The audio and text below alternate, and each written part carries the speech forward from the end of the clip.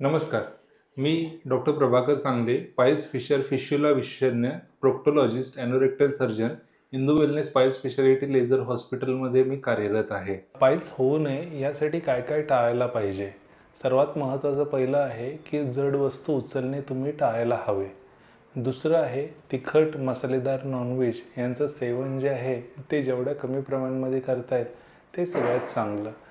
तिसरं आहे कार्बोनेटेड किंवा जे ड्रिंक्स असतात, कोको कोला, पेप्सी किंवा स्प्राईट यासारखे कार्बोनेटेड ड्रिंक्स असतील ते जेवढे तुम्हाला शक्य आहेत तेवढे अवॉइड केला तर ते तुमच्यासाठी चांगलं आहे.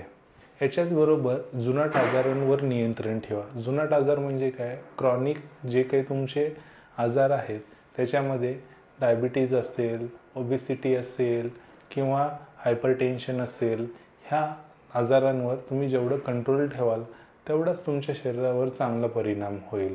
जुनाट आजारांमध्ये फॉर एक्झाम्पल IBS हे एक महत्त्वाचं लक्षण आहे. IBSमध्ये इरिटेबल बॉईल सिंड्रोममध्ये अतिसार किंवा कॉन्स्टिपेशन हे वारंवार होत असतात.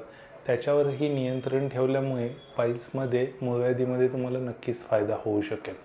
नियमित आरोग्याची तपासणी. डॉक्टरांकडे तुमची नियमित आरोग्याची तपासणी केल्यानंतर पाईल्स फिशर फिश्युला यासारख्या भयंकर आजारापासून तुम्हाला नक्कीच सुटका मिळेल.